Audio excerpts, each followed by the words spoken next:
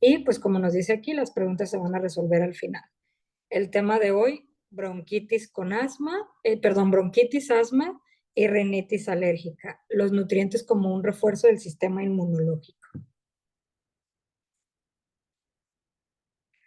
Esta es una pequeña infografía de las enfermedades respiratorias, como lo que es la bronquitis aguda, la bronquitis crónica, la parte del asma e incluso pudiéramos hablar de cáncer pulmonar, que realmente es una enfermedad crónico-degenerativa muy agresiva, ya que estos pacientes pues se deterioran muy rápido. Lo que vemos aquí es que la luz del alveolo es la que se ve afectada, se ve dañada y por eso empieza a producir cualquiera de estas enfermedades. ¿Le cambias, Daniel, por favor? ¿Qué es la bronquitis? Bueno, pues ya empezando o entrando al tema como tal, que ahorita se da mucho o hay mucho paciente con bronquitis por estos cambios tan bruscos que estamos teniendo, que de repente en la mañana hace muchísimo frío y luego ya de repente en la tarde calor y ya entra la noche y nuevamente frío. Estamos teniendo cambios muy acelerados. Entonces, la bronquitis es una afección que se va a desarrollar cuando las vías respiratorias del pulmón, eh, hablando específicamente de la parte de los bronquios o los bronquiolos, se inflaman y al inflamarse nos van a provocar como una respuesta de defensa o una respuesta, digamos, de activación de expulsión del moco, nos va a producir la tos. Recuerden que la tos es un mecanismo de defensa del pulmón y nos dice que a menudo esta producción de la mucosidad va a hacer que se haga a corto plazo una bronquitis aguda, pero si nosotros no le damos un tratamiento, si nosotros de manera clínica y de manera complementaria no reforzamos el pulmón, ¿qué va a pasar? Se va a convertir en una bronquitis crónica. También nos dice que la bronquitis aguda es muy frecuente y por lo general se va a deber a una infección de temporada, como es ahorita los resfriados comunes que veíamos la semana pasada junto con la influenza. Y puede ser también contagiosa, que muchas personas piensan que ya nada más tiene la tos, ya nada más le queda la tos, ya no hay problema. Eso puede estar ocasionando, porque recuerden que la mucosidad se hace o el cuerpo la produce para, dentro de sus funciones es filtración. Entonces va a tener una función en atrapar el microorganismo que esté ocasionando la enfermedad justamente en el pulmón. También nos dice que la mayoría de estas personas se van a recuperar después de unos días o un par de semanas cuando mucho. Y ya la bronquitis crónica se define como aquella que dura al menos 3 meses, o sea, una persona que ya tiene una infección recurrente o una tos consecutiva de más de 3 meses, ya se puede considerar una bronquitis crónica. También nos dice que puede reaparecer durante al menos 2 veces al año de manera consecutiva. Digámoslo así, tiene 3 meses o 2 meses de una infección del árbol bronquial y al cabo de otros 2 o 3 meses vuelve a aparecer. También nos dice que en la bronquitis crónica la respiración puede ser más difícil porque el recubrimiento ya de las vías, lo que veíamos anteriormente, se va a encontrar no solo llena de mucosidad, sino que también ya va a estar inflamada, ya va a tener daño en la estructura del tubo o del árbol bronquial y esto ya nos va a producir que también esta misma hinchazón o esta misma inflamación tenga una mayor producción de mucosidad. ¿De la que sigue, por favor? Ahora, si hablamos de la bronquitis aguda específicamente, nos dice que la bronquitis aguda suele ser causada por una inflamación de las vías respiratorias debido a una infección de tipo viral, como el resfriado común, la gripe, que es la influenza, que esto los vimos la semana pasada, el virus de la respiración sincitial o los virus que causan actualmente la COVID-19. También nos dice que de manera ocasional una infección bacteriana puede provocar bronquitis aguda y recuerden que cuando es bacteriana es mucho más común que se pueda convertir en una neumonía, que también lo vimos la semana pasada. ¿La que sigue? ¿Qué síntomas vamos a encontrar nosotros en estos pacientes? Bueno, pues los síntomas, sobre todo de la bronquitis aguda, duran menos de 3 semanas y pueden incluir tos con o sin mucosidad, le llamamos seca o productiva, dolor en el pecho de tipo opresivo. El paciente, por lo mismo que los bronquios están llenos de mucosidad o inflamados por el esfuerzo, el paciente siente como si tuviera el pecho apretado, como si algo no le permitiera el paso del aire o como si algo le estuviera bloqueando precisamente la función pulmonar. También los pacientes van a tener mucha fatiga, van a sentirse cansados todo el tiempo. El hecho de hacer alguna actividad o algún esfuerzo físico le va a producir precisamente que se sienta cansado. Quizás camina una cuadra, media cuadra y ya se siente fatigado. Va a haber dolor de cabeza leve, dolores corporales también leves y va a haber ligero dolor de garganta, que claro, si la tos es muy seca, se puede empezar a irritar un poquito la parte de la garganta, la faringe y la laringe, y puede llegar a hacerse un poquito más crónica. La que sigue, por favor. Esta es una pequeña infografía. Últimamente hemos optado por ponerles infografía, porque si ustedes le toman una foto a esto, tienen una información básica de lo que es la patología. Hablando de la bronquitis aguda, nos dice que esta generalmente va a ser solo la inflamación en los bronquios, sobre todo en los bronquios primarios, que son los más grandes, y en los bronquios secundarios. Es muy raro encontrar una bronquitis que se den los bronquios terciarios, aunque sí existe, pero ya es por una complicación mayor. También nos dice que las glándulas de las paredes van a producir gran cantidad de moco como mecanismo de defensa, lo cual hace una mayor obstrucción, no solo por inflamación, sino también por saturación de la mucosidad. Dentro de los efectos que vamos a tener en la bronquitis, pues se va a ver inflamada, va a estar hinchados los tejidos, van a tener mayor profundidad y tratar o tener un mayor esfuerzo para poder introducir el aire a la parte de los pulmones, específicamente al alveolo, para poder tener este intercambio de gases que nos permite obtener el oxígeno del medio exterior. La que sigue, por favor. Hablando de la bronquitis crónica, nos dice que los síntomas frecuentes junto con el enfisema, que se puede ya complicar, y el asma, sobre todo en pacientes con enfermedades pulmonares obstructivas crónicas, o sea, enfermedades ya que tienen un periodo muy largo y que normalmente se va a dar por una condición de o un daño o la cuestión de un hábito de tabaquismo o personas que quizás ya mayores cocinaron por mucho tiempo con leña, que actualmente ya es muy raro encontrarlo. ¿Qué sí podemos encontrar? Adultos mayores que trabajaron quizás en minas o en la cuestión del trabajo de la cantera, que se puede hacer una silicosis por inhalación de algunos materiales y nos puede producir un EPOC. ¿Qué puede pasar con estos pacientes? Por lo general son pacientes que son ya de la tercera edad, de una edad ya muy avanzada, que tienen exposición a gases o ciertos tipos de polvos. Como les decía, otra de las trabajos, perdón, que llegan a producir una enfermedad pulmonar obstructiva son todos aquellos pacientes que trabajan con solventes, como lo son los pacientes que trabajan en la carpintería, los pacientes que trabajan en los talleres de detallado de automóviles o los pacientes que trabajan con pinturas, pero pinturas de tipo químicas plásticas. Esas pinturas traen mucho plomo y ese plomo se queda. Ese material entra a los pulmones y es muy complicado ya que el pulmón lo pueda expulsar. Por eso se va inflamando de manera crónica y puede llegarnos a producir precisamente una enfermedad pulmonar obstructiva.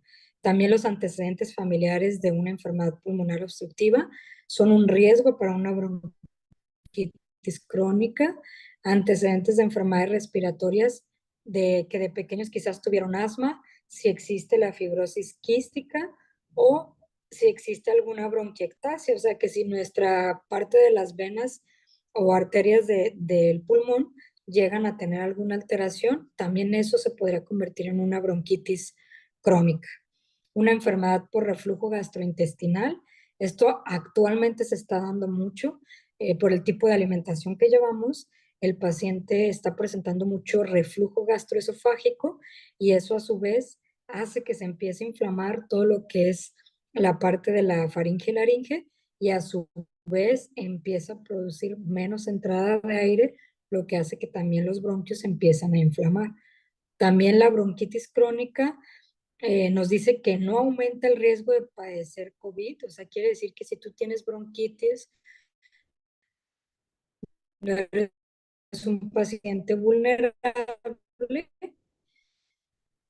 pero sí que puede pasar, de COVID, sí puede complicarse el cuadro patológico. La que sigue, por favor. Esta es igual una diapositiva de bronquitis crónica. Si ustedes ven en la parte de arriba el primer bronquio, ese que vemos de color naranjita y al centro rosa, sería el bronquio de manera normal, con sus cilios de manera normal. El segundo podría ser una bronquitis de tipo aguda o una bronquitis recurrente. Y ya el que tenemos hasta abajo, el tercero, ya es una bronquitis crónica. Si se fijan, incluso ya tiene mayor obstrucción, mayor producción de mucosidad y eso hace que el aire pase con mucho menos potencia, frecuencia y cantidad. A la que sigue, por favor. Hablando específicamente del asma, también es una de las enfermedades que nos va a provocar una obstrucción del árbol bronquial, sobre todo bronquios primarios y secundarios, y nos dice que esta es una enfermedad crónica que provoca en las vías respiratorias que se hinchen o que se inflamen y que se hagan, que la luz o la entrada sea mucho más pequeña. Y esto normalmente se da por una cuestión alérgica. La mayor parte de los pacientes asmáticos tienen una reacción histamínica ante un agente alergénico. También nos dice que esta parte se va a presentar con mucha dificultad respiratoria. Vamos a tener un sonido en el paciente que se conoce como sibilancia. Es como si escucharas el silbido del viento cuando de repente se escuchan algunas películas que lo ponen, algo así parecido. También nos dice que va a haber falta de aliento, opresión en el pecho y tos. A diferencia de la bronquitis, que también la bronquitis nos puede producir eso, ¿qué es la diferencia entre bronquitis y asma? Que el asma es más obstructivo todavía, se cierra totalmente el bronquio. El otro de repente tiene pequeños pasos de aire, pero en el asma ya no va a haber paso. Por eso es que normalmente como tratamiento se utilizan corticosteroides para romper el espasmo. ¿Qué causa el asma? El asma es causado por una hinchazón, o sea, una inflamación de las vías respiratorias.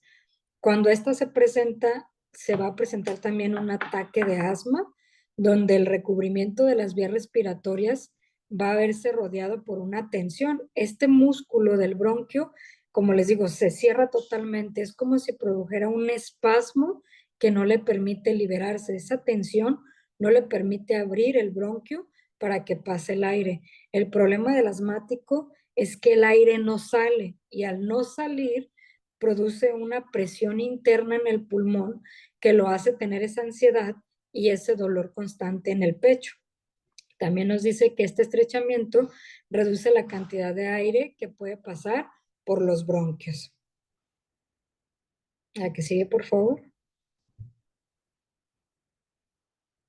¿Cuáles son los síntomas que nosotros vamos a encontrar en asma? Los síntomas de asma pueden ser provocados por la inhalación de sustancias llamadas alergénicos o alérgenos o desencadenantes de esto. Si ustedes se fijan en la imagen, la vía respiratoria de manera normal tiene una muy buena entrada de la luz o muy buena entrada para el paso del aire. Una vía respiratoria inflamada del asma se ve totalmente cerrada. Aquí todavía no la ponen un poquito abierta, pero la verdad es que se cierra totalmente y ya esta nos va a impedir el paso de la salida del aire. La que sigue, por favor. Dentro de los desencadenantes que tenemos o los más comunes que vamos a encontrar nosotros para la reacción alérgica que nos va a dar una crisis asmática, va a ser los animales, pero específicamente es la caspa o el pelaje de la mascota, los ácaros del polvo, ciertos medicamentos. Hay personas que tienden a tener una reacción alérgica, una crisis asmática con algunos medicamentos como el ácido acetil salicílico, que es la aspirina, y algunos otros antiinflamatorios no esteroideos. También nos dice los cambios en el clima, lo que les decía ahorita es muy común que con estos cambios que tenemos se presente mucho. Hay mucho paciente que por el hecho de estar en contacto con los aires acondicionados, por dos razones, el frío y la contaminación, empiezan a presentar este tipo de crisis asmáticas. También químicos en el aire nos pueden llegar a dar precisamente una reacción o una crisis asmática. Algunos alimentos, actividad física. Hay pacientes que inmediatamente de que empiezan con su actividad física, por lo mismo del esfuerzo, empiezan a tener una crisis de tipo asmática. El moho, el polen, que es uno de los más comunes o más conocidos. Las infecciones respiratorias, que por eso también ahorita es muy común que un paciente asmático lo tengamos que cuidar mucho más, porque cualquier infección que tengamos ahorita o que el paciente tenga contacto puede reactivar esas crisis, porque el paciente puede vivir con asma, más el momento en el que se presenta una crisis es cuando tenemos complicaciones o cuando empieza el verdadero problema. Dentro de estas infecciones, las más comunes van a ser de tipo viral, aunque también hay asma de infección bacteriana. Las emociones fuertes también, esto es muy importante revisarlo en el paciente con asma, porque cualquier evento emocional le puede detonar una crisis. El tabaco u otra inhalación que se puede dar de la cuestión de fumar, como lo que ahorita se está utilizando mucho con el cigarrillo eléctrico. La que sigue, por favor. Las sustancias que se encuentran en algunos lugares de trabajo, lo que les decía, como la parte de la carpintería, que son trabajos de tipo ocupacional, nos pueden llegar a alterar mucho. Hay ciertas maderas que pueden llegar a ser, incluso en un paciente que no tenga asma o que no tenga una enfermedad respiratoria, puede llegar a estimular mucho la cuestión del pulmón, entre ellos el polvo de la madera, el polvo de los granos, que muchas personas también trabajan en la molienda de granos, la caspa de los animales, como lo veíamos, los hongos o los químicos. Muchas personas con asma tienen antecedentes personales o familiares de alergias, no solo de cuestión de contacto, sino también de alergias como la fiebre de heno o la parte del eczema. Otros, pues quizás no vayan a tener antecedentes alérgicos, pero el estar en contacto con estas sustancias va a detonar o va a desarrollar precisamente esta crisis o este cuadro de asma.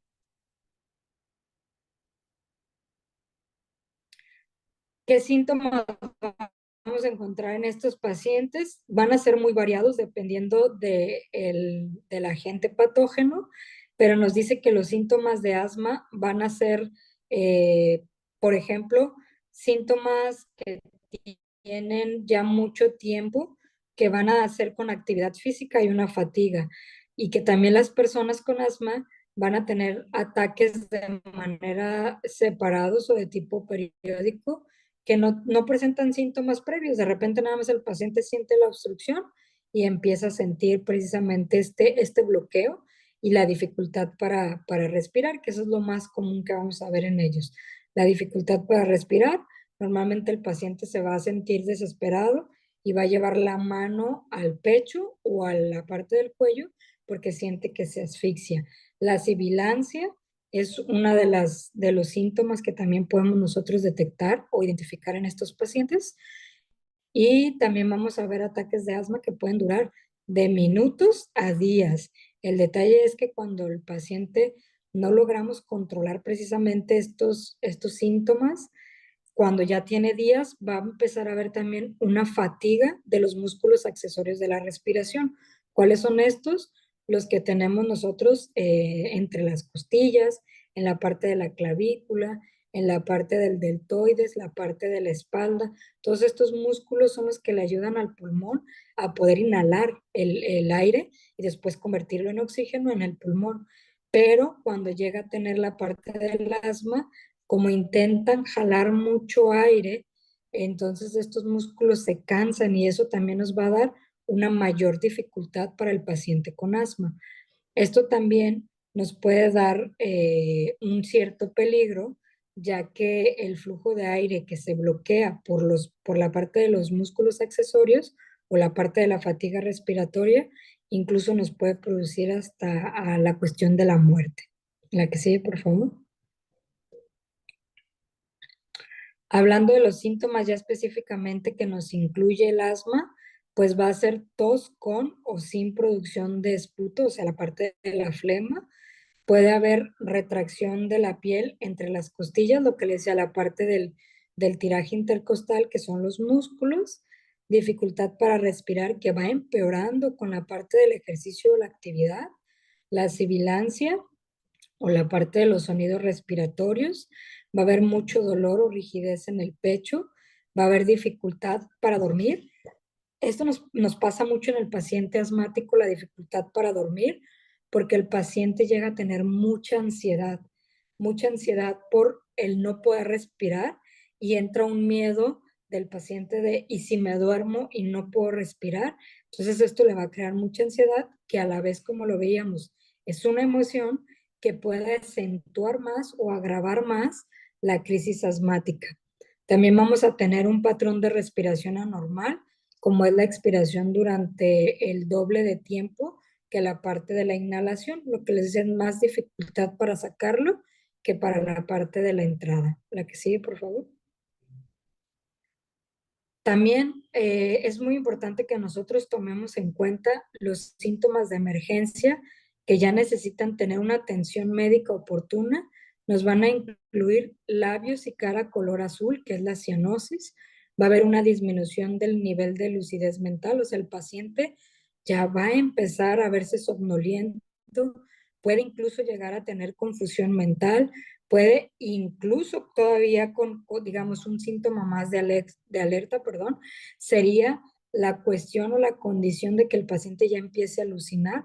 ¿Por qué? Porque el dióxido de carbono que está en nuestro cuerpo ya está teniendo un efecto tóxico porque no se ha hecho bien este intercambio gaseoso.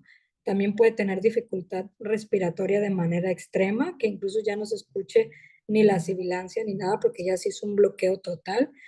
Vamos a sentir el pulso muy rápido en estos pacientes, o sea, pueden llegar a tener incluso taquicardia. Va a haber ansiedad intensa debido a la dificultad para poder respirar. Va a haber mucha sudoración, dificultad para hablar, lo que les decía, como ya hay un bloqueo total, el paciente ya inflamó la parte de los bronquios y ya ni siquiera puede poder comunicarse. Y la respiración se va a detener de manera temporal, como les decía, incluso puede llegar hasta un paro cardíaco o la cuestión de la pérdida de la vida. Es importante que entendamos que el asma es una enfermedad de urgencia y emergencia que se puede complicar en cualquier momento. Lo que estamos viendo hoy es cómo apoyar a los pacientes para evitar que ellos tengan una crisis, para poderlos reforzar en este tiempo y que ellos tengan una herramienta más, aparte de su tratamiento y sus cuidados, que pueda complementar y reforzar esta parte, como les decía, para reducir el tiempo en que se presentan las crisis o espaciarlas o que cada vez sean de menor riesgo, evitando llegar a este punto que estamos hablando ahorita. La que sigue, por favor. Esta es la infografía que dejamos para la parte de asma. Si se fijan, nos habla de que el asma puede ser, normalmente la causa es de tipo alérgica, donde va a haber una respuesta inmunológica, que el cuerpo va a secretar histamina, va a haber una obstrucción o una hiperreactividad y nos va a producir una inflamación aguda o crónica dependiendo del paciente, donde aquí ya vamos a tener tos, sibilancia, disnea, rigidez de la parte torácica, taquicardia, pulso paradójico, o sea, rápido, lento, se siente, no se siente. Va a haber una hipoxemia, o sea, va a haber falta de oxígeno a nivel sanguíneo, hipercapnia, o sea, va a haber una concentración elevada del dióxido de carbono, o sea, de lo que nuestro cuerpo ya exhala como una toxina. Alguna de las cuestiones que vamos a tener, si el paciente sigue hiperventilando, o sea, sigue jalando aire porque tiene esta necesidad, va a haber una acidosis, sobre todo va a ser la acidosis respiratoria, va a haber aleteo nasal, o sea, el paciente en sus fosas nasales las va a tratar de abrir más para tratar de introducir más aire, pero decíamos, el problema no es la entrada de aire, sino la salida de los gases y el intercambio. Va a haber tiraje a nivel supraclavicular, intercostal y subcostal, o sea, la parte de lo que les explicaba. Entre las costillas, la parte de la clavícula y la parte de los omóplatos. La que sigue, por favor. Y hablando por último de la patología que nos queda, la rinitis alérgica, que también es una de las más comunes en este tiempo, y nos dice que este es un diagnóstico asociado con un conjunto de síntomas, no es el único, que van a afectar la parte de la nariz. Estos síntomas se van a presentar cuando la persona inhala algo a lo que es alérgico, como el polvo, la caspa, el polen, y los síntomas pueden ocurrir cuando la persona consume también ciertos alimentos que le producen alergia. Nos dice que esta parte va a estar enfocada, o lo que vamos a hablar hoy va a estar enfocada a la rinitis alérgica debido al polen, sobre todo al polen de las plantas, que ahorita hay mucho desprendimiento, y la rinitis alérgica que comúnmente se denomina fiebre de heno o alergia estacional. La que sigue, por favor. Las causas. Una parte de las causas, o como ya lo decíamos, va a ser el alergeno y el más común o el desencadenante en la rinitis alérgica va a ser el polen, el moho, la caspa de los animales, el polvo, y el cuerpo va a liberar ciertos químicos como es la histamina y nos va a dar esta reacción. Las plantas causan la fiebre de heno, son árboles, pasto o la ambrosía, que es también un tipo de maleza que se da. Y nos dice que el polen va a ser transportado por el viento. Ahorita tenemos muchos vientos, no hay tanto polen, pero sí bastantes vientos, y los cambios de temperatura también nos afectan bastante. Los tipos de plantas normalmente, como les decía, va a ser más los de tipo árbol y por viento. La que sigue, por favor. La cantidad de polen en el aire puede afectar el desarrollo de los síntomas de la fiebre de heno o no. Lo que les decía, ahorita no tenemos tanto polen, pero que sí hay muchas bajas de temperatura. Entonces, las bajas de temperatura, junto con el polen que existe ahorita y los vientos, hace que se presente la rinitis alérgica, sobre todo una rinitis alérgica que se va a ver complicada con un resfriado común. También los días muy secos o los días que ahorita hemos tenido estos cambios de lluvia, que hemos tenido estos cambios de repente frío, de repente calor, hacen precisamente que el cuerpo no tenga esta adaptación y empiece a manifestarse o tenga un mayor riesgo el paciente de presentar los síntomas. La que sigue, por favor. ¿Qué síntomas vamos a encontrar en estos pacientes? Bueno, como les decía, es un conjunto de síntomas, no solo es la rinorrea, sino tiene que tener todas estas características, donde el paciente sienta picazón en la nariz, también llega a tener picazón en la boca, sobre todo en la parte de la laringe. Los ojos los vamos a ver irritados, hinchados, enrojecidos y con comezón. La garganta en general, la faringe, laringe e incluso algunas partes de la tráquea se pueden inflamar. También la piel la podemos ver en cualquier parte del cuerpo con erupciones. Va a haber problemas con el olfato, son personas que van a tener una obstrucción de moco. Esa hiperproducción por la misma reacción va a hacer que la vía respiratoria a nivel de la nariz no cumpla con una de sus funciones, que es el olfato.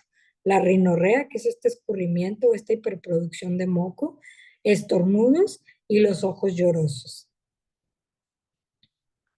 Otro de los síntomas que se pueden desarrollar puede ser la nariz tapada, o sea, son personas que van a tener congestión, incluso puede producir tos o dolor de cabeza.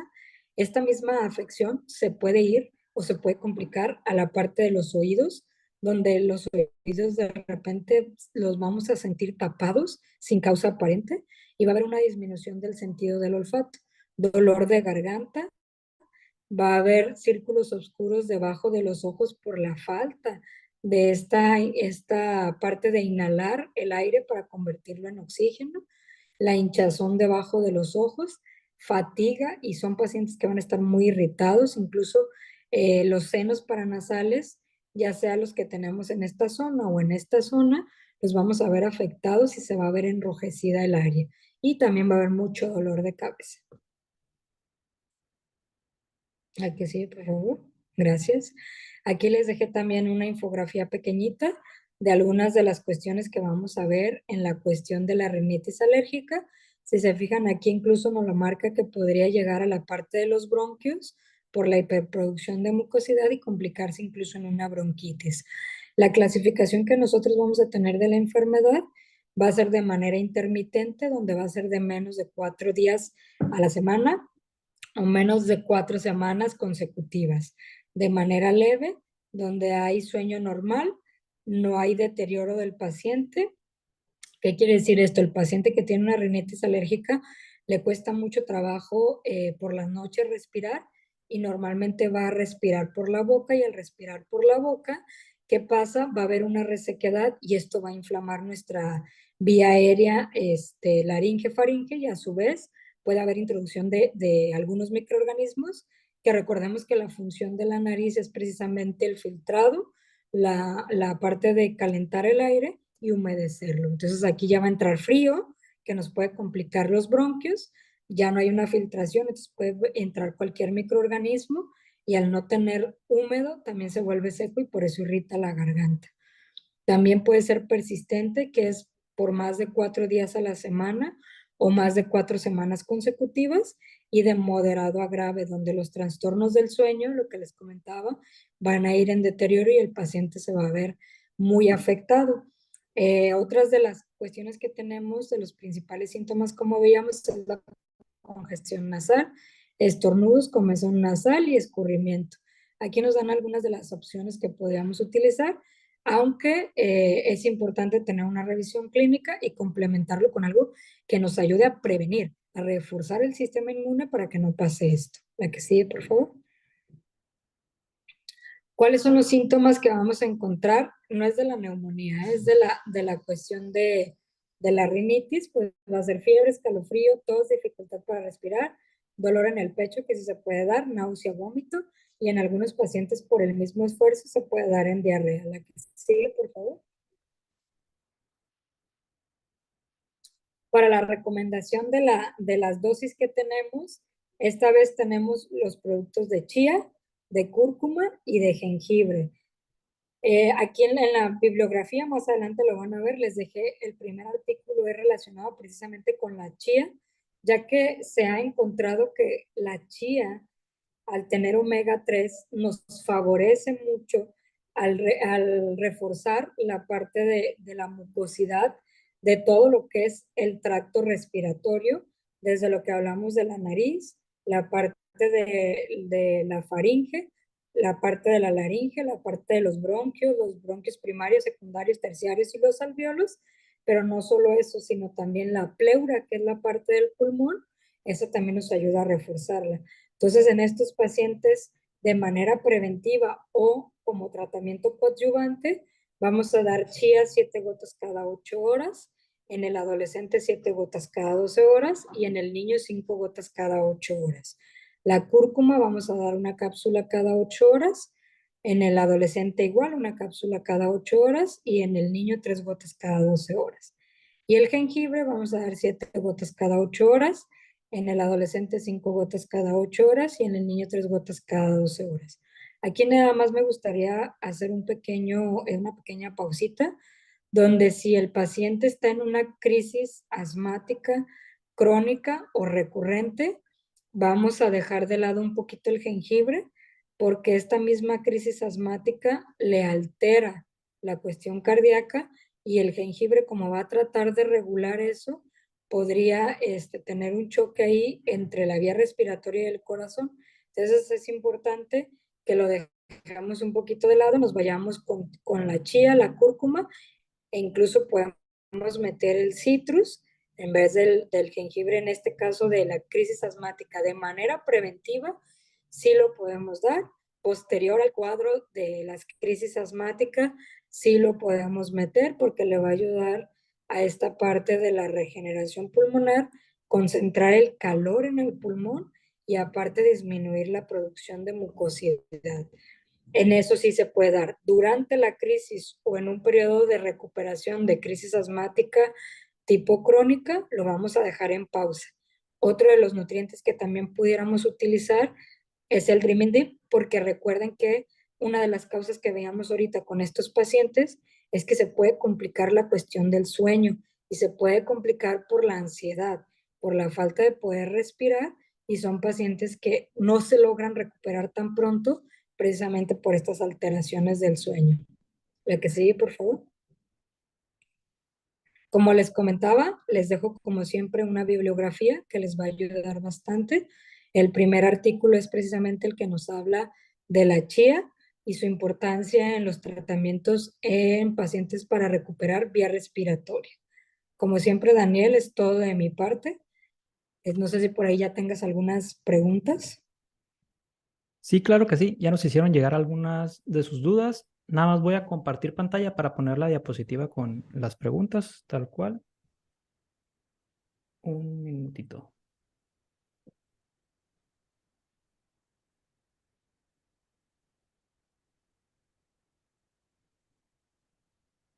Y le voy dando lectura aquí en el chat. Ya nos hicieron llegar algunas de sus dudas. Les recuerdo que nos pueden escribir directamente en el chat y les voy dando lectura tal cual como nos fueron escribiendo en el mismo orden. La primera pregunta que nos hacen: ¿qué tanto afecta tener en un ventilador en el techo encendido durante la noche? Te afecta bastante. Depende mucho porque acuérdate que la higiene del sueño nos recomienda siempre que el cuarto donde vamos a tener el descanso, pues sí tenga una temperatura agradable. Sí te afecta porque normalmente este tipo de ventiladores, ya sea aire acondicionado o ventiladores del techo, por lo general quedan directo con la persona y eso te está enfriando la cuestión del pulmón.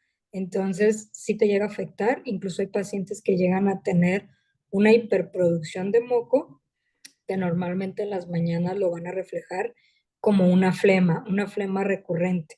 Y eso ya te habla de que a largo plazo puedes empezar a tener una complicación a nivel de bronquios. Ok. Si empezamos a sentir la sintomatología, digamos, de noche tenemos síntomas que cuerpo cortado, hay algo de mucosidad, dolores de cabeza, ¿sería más conveniente de manera preventiva irnos por el citrus o ya empezar a tomar jengibre para suponer que ya amanecer con algo de más de síntomas, digamos? Como les recomendaba desde la semana pasada, si ustedes combinan el citrus con el jengibre, van a tener un mejor resultado, porque el jengibre, dentro de los estudios que les dejé la semana pasada y esta semana, tiene un efecto antiinflamatorio y termogénico a nivel de producir calor en el pulmón. Entonces también lo protege. Y la vitamina C, como siempre, saben que es un antioxidante, pero también es un reforzador del sistema inmunológico. Yo te recomiendo que los combines ambos. Combinado sería la dosis. Bueno, hacemos un espacio porque esta pregunta nos las hacen de otra temática, pero creo que se puede responder. Dice: mi dificultad actual tiene que ver con mi próstata, ya que presento dificultad en la orina y con dificultad en la orina y cuando retengo por largo tiempo y casi siempre es en la madrugada, también quiero agregar que orino constantemente. Sé que esto se debe por una hiperplasia prostática y quiero destacar que mi último examen de antígeno marcó un valor cerca de 6. Esto también me ha provocado una marcada disfunción eréctil. Por lo anterior expuesto, agradezco su orientación médica con estas nuevas alternativas naturales. Sí, mira, ahí lo más ideal es que inicies con la cúrcuma, porque acuérdate que si es una hiperplasia, que ya se está provocando una inflamación y una obstrucción. Entonces, aparte de tu tratamiento clínico que ya tengas o tu valoración clínica que ya tengas, como tratamiento complementario es introducir la cúrcuma. Ahí la dosis yo te recomendaría por los parámetros que nos das ahorita de tu antígeno prostático, que inicies con una cápsula cada 8 horas. Muy bien. Bueno, nos están agradeciendo aquí personas que ya están recibiendo el producto. También nos dan su testimonio que dice que cené hace 2 meses de una fuerte alergia respiratoria que tenía desde el mes de abril de este año, consumiendo citrus, jengibre, cúrcuma y chía. Excelente. Nos comentan, además de sus grandes beneficios respiratorios, ¿cómo se debe de tomar para quemar grasa? Yo hago gimnasia. ¿Cómo se debe de tomar? ¿Cuál quieres tomar? Porque todos te podrían servir para quemar grasa. Porque acuérdate, cúrcuma es antiinflamatorio. La grasa como tal, actualmente ya no se le llama obesidad o ya no se le, término médico ya no se le llama así, sino que es una inflamación del tejido adiposo, por lo cual te va a desinflamar y te va a ayudar a drenar. El jengibre, al ser termogénico, pues obviamente te va a ayudar al control de peso y a la eliminación de la grasa. El dormir bien, si tú no duermes bien, por más ejercicio que hagas, por más nutrición que tengas, no te va a permitir bajar de peso por los niveles de cortisol que se generan al no dormir bien. Entonces el Dreaming Deep te ayuda a dormir bien. La chía recuerda que es hormorregulador, entonces por lo cual también te va a ayudar a regular todos esos ejes o ese eje que te permite el control o la regulación del peso. Y la vitamina C, al tener vitamina C, D y E, fortalece en la parte del hígado y la parte de la circulación que también te ayuda a la pérdida de peso. Ahora sí que tienes para Tiene escoger para elegir cuál es bastante. el que quieres para poderte dar una recomendación. Jengibre nos comentaba que era el que, pero ya tiene más completa ahí Ah, la dosis, el ya. jengibre, sí. Sí, no, y el jengibre, acuérdense que les recomiendo mucho, sobre todo cuando vas a hacer ejercicio, que lo pongas en tu agua para que estés tomando y mientras estás haciendo ejercicio estás activando los procesos termogénicos. Entonces, 20 gotitas en tu botella de medio litro de agua y estarla tomando durante el ejercicio. Sí, yo también tuve experiencia con precisamente la chía y el jengibre, los dos combinados.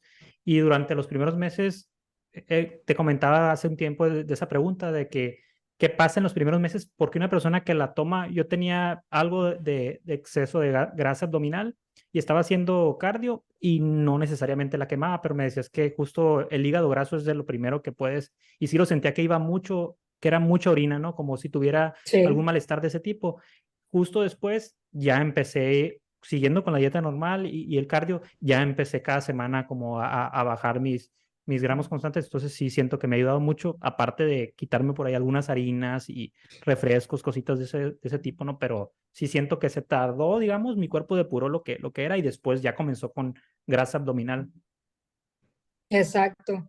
Eso es lo que les decía, primordialmente es limpiar el hígado para que nos ayude a bajar de una manera sana, porque muchos pacientes sí empiezan a bajar, pero muchas de las toxinas se van quedando ahí y por eso después no tienen el mismo rendimiento. Nos preguntan, para menopausia, ¿cómo tomar los productos? Y dice, bueno, es que nos completaron que tiene. Ah, bueno, la persona, son dos preguntas, ¿no? Una es para menopausia y también nos complementa la persona que ella tiene el jengibre en cápsulas. Para el caso de combinar citrus, bueno, para el caso de combinar jengibre para bajar de peso. Sí, pues puedes reventar la cápsula, porque sí se puede reventar, pero si no, pues te tomas una cápsula en la mañana y una en la noche, que es cuando más actividad termogénica puedes desarrollar. Ok. Y me hiciste otra pregunta, ¿verdad, Daniel? De Sí, para la menopausia, menopausia. ¿cómo tomar los productos? De la menopausia sí es importante que nos describan un poquito más, porque no en todas las mujeres se vive de la misma manera. En algunas la vivimos con cambios de humor, que nada más pasa eso, y tenemos el Dreaming Deep. En algunas otras mujeres la podemos vivir o se vive con la cuestión de los famosos bochornos. Hay otras que pueden llegar a tener debilidad del sistema nervioso, problemas circulatorios. Así es importante describir cuáles son sus síntomas o qué es lo que está padeciendo ahorita durante la menopausia para poder darle un abordaje mejor. Ok. Nos complementa aquí en el chat Arturo, dice, si la cápsula la pones en agua tibia, se disuelve en un par de minutos. Ahí tiene el dato para quienes ya están consumiendo en cápsula, tener esa. Es que habrá circunstancias en las que es más fácil consumirla en cápsula, pero para cierto tipo de soluciones o mezclas, pues tal vez ahí en gotero, ¿no? Ujú. No, como lo decíamos, Daniel, de repente cuando hay cierta acidez, el jengibre nos ayuda, pero de manera inicial, cuando empezamos con las gotas, tiene una crisis curativa, un pequeño elevación de los síntomas y en cápsula disminuyes esa cuestión. Entonces, a veces la mandamos de manera inicial en cápsula y después ya nos vamos a la gota, pero cualquiera de las dos tiene el mismo efecto benéfico en el cuerpo. Nos complementan respecto a la pregunta de la menopausia, que lo que siente al momento son dolores bajitos. Dolores bajitos. Si Bajitos, nada, si nada más son dolores, puedes tomar la cúrcuma, que te ayuda con la inflamación y los dolores. Y puedes tomarla una cada 12 horas. muy bien. No nos han hecho llegar más preguntas y estaba checando en Facebook y tampoco ha habido. Entonces creo que de momento sería todo. O igual si hay una duda más, yo creo que es momento para que nos la escriban aquí por el chat. Simplemente complementando la información, les estoy poniendo nuestros datos de contacto. Ya saben que si en algún momento dado están viendo esto en la repetición, vienen invitados de una persona y quieren consumir los productos, acérquense a la persona que los invitó aquí para que sea la más idónea para que les haga las indicaciones, que los consuman con ella y ya no tengan que invertir en el envío y le va a reducir bastante los gastos. Si no conocen a alguien, nos pueden contactar en nuestras redes sociales o en nuestro WhatsApp y les brindamos la información, ya sea de las fichas técnicas, de las charlas, para que se capaciten y pues tomen la decisión más informada. Y estamos ahí para servirles. Les agradecemos mucho a todos los presentes. Te agradecemos mucho, Susana, por el esfuerzo con las Gracias a capacitaciones y ustedes. todo. Aquí nos sigues capacitando y resolviendo estas dudas que pues muy importantes para hacer esos cambios en la salud, ¿no? Que es lo principal. Muchísimas gracias. Voy a dejar de compartir pantalla. Les agradezco mucho a todos los participantes, nuevamente a ti, Susana, y nos vemos en la siguiente charla que sería para el jueves, ¿no? ¿Seguiríamos Así es. con enfermedades respiratorias No, o ya haremos? cambiaríamos a enfermedades digestivas por lo que viene de que vamos a entrar a un mes que le cargamos mucho a la alimentación. Entonces vamos a cambiar a las enfermedades digestivas. Muy bien, ahí estaremos preparados. Entonces, solo para informarles que va a ser el jueves y el martes probablemente va a ser algo de negocios en general o de capacitación para ventas. Entonces, les agradecemos mucho a todos los presentes. Ahí se va a quedar esto terminando esta charla, se queda en Facebook para su repetición. Y pues muchísimas gracias, que pasen una excelente noche. Muchas gracias, Susana, a ti y a todos Cuídense. los presentes. Hasta luego, que descansen, que pasen muy buena noche.